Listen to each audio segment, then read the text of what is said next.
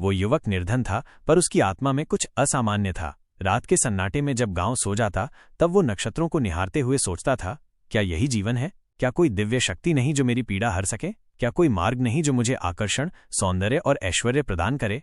एक दिन एक पुराने ग्रंथ की पांडुलिपि उसके हाथ लगी। उसमें अप्सरा साधना का उल्लेख था, विशेष रूप से लीलावती अप्सरा की साधना, जो साधक को धन, यश, सौंदर्य और मानसिक शांति प्रदान करती है। युवक की आंखों में आशा की लौ जल उठी। पूर्णिमा की रात्रि थी। चंद्रमा अपनी पूर्ण आभा में धरा पर शीतल चांदनी बरसा रहा था। युवक ने नदी तट पर एक एकांत स्थल चुना। वहां उसने कुश का सफेद आसन बिछाया। वह श्वेत वस्त्र धारण किए था। समीप ही उसने चांदी की थाली में चमेली के पुष्प, घी का दीपक और मिश्री रखी। दीपक की लौ मंद समीर में थरथरा रही थी। उसने निश्चयपूर्वक अपनी दोनों हथेलियां जोड़कर संकल्प लिया, हे लीलावती अप्सरा, मैं तुम्हारी साधना इस मनोभाव से कर रहा हूं कि मेरे जीवन से दरिद्रता, विषाद और हीनता दूर हो और मैं ऐश्वर्य, सौंदर्य और मानसिक संतुलन को प्राप्त कर सकूं। कृपया मेरी साधना को स्वीकार करो। धीरे धीरे उसने धूप दीप अर्पित किए और अपनी दृष्टि पूर्व दिशा की ओर स्थिर कर ली। वो हर रात्रि ब्रह्म मुहूर्त में उठता, स्नान कर पवित्र होकर अपने साधना स्थल पर बैठता। चारों ओर निस्तब्धता होती, केवल जप की ध्वनि गूंजती।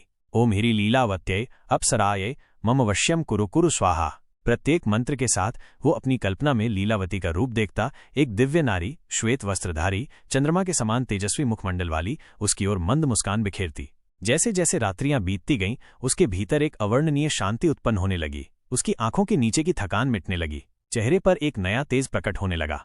एक रात्रि जब उसने 108 बार मंत्र जप पूर्ण किया, तो अचानक साधना स्थल पर एक अद्भुत सुगंध फैल गई। यह कोई साधारण पुष्पों की गंध नहीं थी, बल्कि ऐसी दिव्य सुगंध थी जो आत्मा को पुलकित कर दे। युवक ने नेत्र मूंद लिए और अपने भीतर दिव्यता की लहर को अनुभव किया।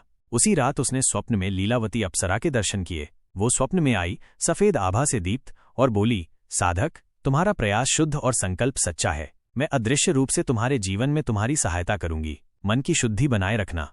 उस रात के बाद युवक के जीवन में परिवर्तन आने लगा। उसके व्यवहार में आकर्षण आ गया। गांव के लोग, जो उसे पहले उपेक्षित करते थे, अब उसकी ओर सम्मान से देखने लगे।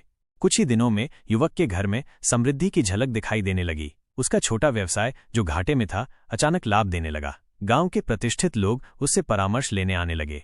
उसके मुख पर एक ऐसी आभा थी जिसे शब्दों में व्यक्त करना कठिन था। महिलाएं उसके रूप और शिष्टाचार की चर्चा करने लगीं। युवाओं में उसका अनुकरण होने लगा। सबसे बड़ा परिवर्तन ये हुआ कि उसके मन में अब किसी प्रकार की अशांति नहीं थी। उसके विचार सुसंगत और शांत थे। उसे न धन का गर्व हुआ, न सौंदर्य का मोह।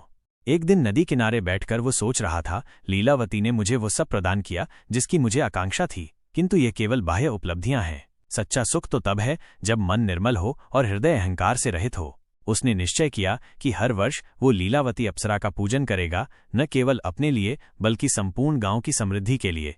अब उसका जीवन सेवा और संयम का बन गया। वो स्वयं को लीलावती की कृपा का पात्र मानता, किंतु अपनी साधना का उद्देश्य केवल सांसारिक सुख नहीं, आत्मिक संतुलन और समाज का कल्याण मानने लगा।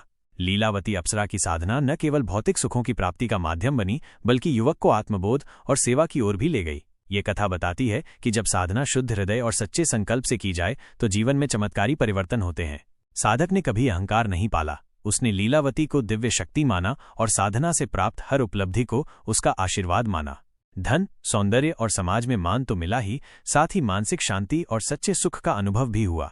नमस्कार दोस्तों, अगर आप सच्चे मन से साधना करेंगे तो आप सबकी मनोकामना जरूर पूरी होगी।